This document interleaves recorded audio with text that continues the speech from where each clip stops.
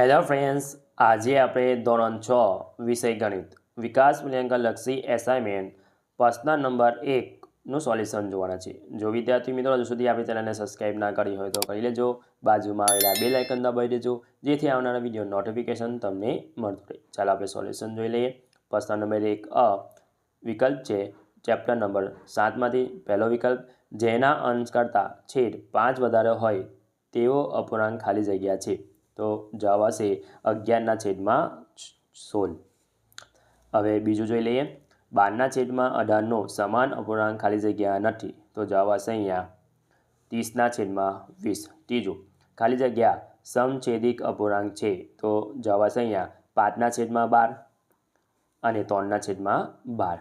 ચોથું, 24/28નું અતિસંક્ષેપરૂપ ખાલી જગ્યા છે. તો જવાબ આવશે અહીંયા 6/7 એટલે બી આવશે. પાંચમું, 2/11 વત્તા 3/11 વત્તા 4/11 બરાબર ખાલી જગ્યા. તો અહીંયા જવાબ આવશે 9/11 આવશે ડી. છઠ્ઠું, 4/5 ખાલી જગ્યા 5/6. તો અહીં જવાબ આવશે અહીંયા આવશે એ આવશે. નાના છે 4/5 કરતાં. હવે સાતમું, 3 અપૂર્ણાંક 1/5 એ ખાલી જગ્યા છે. તો જવાબ આવશે અહીંયા મિશ્ર અપૂર્ણાંક છે.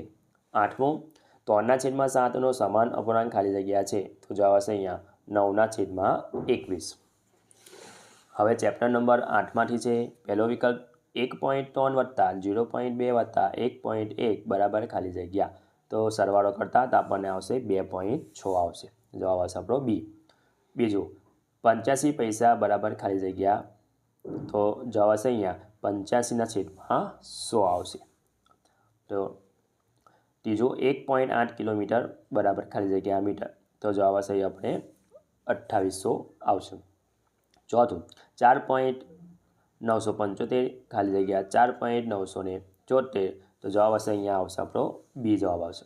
પાંચમું, 8.07 ખાલી જગ્યા 8.007.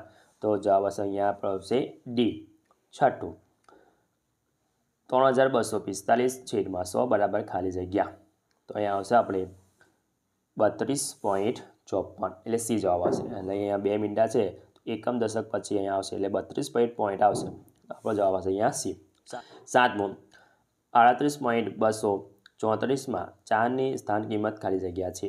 તો જવાબ આવશે અહીંયા 4/1000. આઠમું, 2.9 મીટર બરાબર ખાલી જગ્યા સેન્ટીમીટર. તો જવાબ આવશે અહીંયા 290 સેન્ટીમીટર. 10મું ચેપ્ટરમાંથી પહેલો વિકલ્પ, એક લંબચોરસનું ક્ષેત્રફળ 54 ચોરસ સેન્ટીમીટર છે. જો પહોળાઈ 6 સેન્ટીમીટર હોય તો લંબાઈ ખાલી જગ્યા સેન્ટીમીટર હોય. જવાબ આવશે અહીંયા સી 9.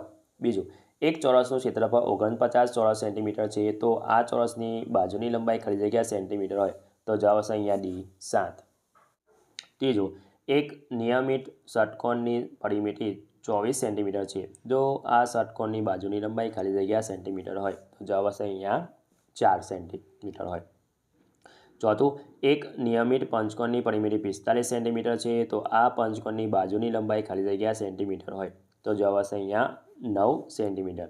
પાંચમું, એક સમબાજુ ત્રિકોણની પરિમિતિ 18 સેન્ટીમીટર છે. તો આ ત્રિકોણની બાજુની લંબાઈ ખાલી જગ્યા સેન્ટીમીટર હોય. જવાબ આવશે અહીંયા 6 સેન્ટીમીટર. છઠ્ઠું, એક લંબચોરસની પરિમિતિ 20 સેન્ટીમીટર છે. જો તેની લંબાઈ 6 સેન્ટીમીટર હોય તો પહોળાઈ ખાલી જગ્યા સેન્ટીમીટર હોય. તો જવાબ આવશે અહીંયા સી 4. સાતમું, એક ચોરસની પરિમિતિ 24 સેન્ટીમીટર છે. તો આ ચોરસની બાજુની લંબાઈ ખાલી જગ્યા સેન્ટીમીટર હોય. તો જવાબ આવશે અહીંયા 6 સેન્ટીમીટર હોય. આવશે ડી. આઠમું, એક નિયમિત અષ્ટકોણની પરિમિતિ 64 સેન્ટીમીટર છે. તો તેની બાજુની લંબાઈ ખાલી જગ્યા સેન્ટીમીટર હોય. તો જવાબ આવશે અહીંયા બી 8. હવે ચેપ્ટર નંબર 11માંથી પહેલો વિકલ્પ, એકબીજાને અડકીને દિવાસળીથી બનાવેલા 3 ત્રિકોણમાં ખાલી જગ્યા દિવાસળી હોય. તો જવાબ આવશે અહીંયા 7 દિવાસળી હોય. બીજું, જો એક નોટબુકની કિંમત ₹20 હોય તો n નોટબુકની ખરીદવા માટેનો નિયમ ખાલી જગ્યા બને છે. જવાબ આવશે અહીંયા 20n આવશે અહીંયા સી. હવે ત્રીજો વિકલ્પ, જો આકૃતિની સંખ્યા n લઈએ તો નિયમિત અષ્ટકોણની આકૃતિ રચવા જરૂરી દિવાસળી માટેનો નિયમ ખાલી જગ્યા બને છે. તો જવાબ આવશે અહીંયા 8n. ચોથું, એકબીજાને અડકીને દિવાસળીથી બનાવેલા 4 ત્રિકોણમાં ખાલી જગ્યા દિવાસળી હોય છે? તો જવાબ આવશે અહીંયા 9 દિવાસળી હોય છે. પાંચમું, એકબીજાને અડકીને દિવાસળીથી બનાવેલા 3 ચોરસમાં ખાલી જગ્યા દિવાસળી હોય? તો જવાબ આવશે અહીંયા 10 દિવાસળી હોય, એટલે ડી આવશે. છઠ્ઠું, દિવાસળીનો ઉપયોગથી એસ બનાવવા માટે ખાલી જગ્યા દિવાસળી જોઈએ છે? તો અહીંયા એસ બનાવવો હોય તો 1, 2, 3, 4 ને 5, તો જવાબ આવશે અહીંયા એ 5. સાતમું, એક પેટીમાં 12 કેરી હોય તો એન પેટીમાં ખાલી જગ્યા કેરી હોય? તો જવાબ આવશે અહીંયા 12 એન કેરી હોય. આઠમું, મૂળાક્ષર ઝેડમાં મેસ્ટિક પેટર્ન બનાવવા માટે ખાલી જગ્યા દિવાસળી જોઈએ? તો જવાબ આવશે અહીંયા ડી આવશે, 3 દિવાસળી જોઈએ. હવે ચેપ્ટર નંબર 12માંથી પહેલું છે 50 ચોકલેટ રમેશ અને સુરેશ વચ્ચે 2 ટન જેમ પ્રમાણમાં વેચવા રમેશને ખાલી જગ્યા ચોકલેટ મળે? તો જવાબ આવશે અહીંયા બી. બીજો આવશે 7 એ 28નો ખાલી જગ્યા છે? તો જવાબ આવશે અહીંયા ડી નો ચોથો ભાગ છે. ત્રીજું જોઈ લઈએ, 14 પેનની કિંમત ₹70 હોય તો 5 પેનની કિંમત રૂપિયા ખાલી જગ્યા થાય? તો જવાબ આવશે અહીંયા બી 25. આઠમું, 80 પૈસા અને 20 પૈસાનું ગુણોત્તર ખાલી જગ્યા છે? તો જવાબ આવશે અહીંયા 2:5 છે. પાંચમું, 2:3 પ્રમાણમાં બોક્સ જેમ 60, એટલે હવે આ બોક્સની અંદર આવશે આપણે જોવા જઈએ તો અહીંયા આવશે 40, એટલે આવશે બી. છઠ્ઠું, 42 એ 6ના ખાલી જગ્યા ગણા? તો જવાબ આવશે અહીંયા 7 ગણા છે. સાતમું, 3:7 પ્રમાણમાં 21 જેમ બોક્સમાં? તો અહીંયા જવાબ આવશે 49 આવશે, એટલે ડી આવશે. આઠમું, 3:4 અને ખાલી જગ્યા સમાન ગુણોત્તરો છે? જવાબ આવશે અહીંયા 9:12 એ સમાન ગુણોત્તર છે. હવે પ્રશ્ન નંબર 2, ખરા છે કે ખોટા તે લખો ચેપ્ટર નંબર 7માંથી. તો પહેલું વિધાન છે આવશે ખોટું, બીજું છે ખરું, ત્રીજું આવશે ખરું, ચોથું આવશે ખોટું, પાંચમું ખોટું, છઠ્ઠું ખોટું, સાતમું પણ ખોટું અને આઠમું આવશે ખરું આવશે. હવે ચેપ્ટર નંબર 8માંથી જોઈ લઈએ.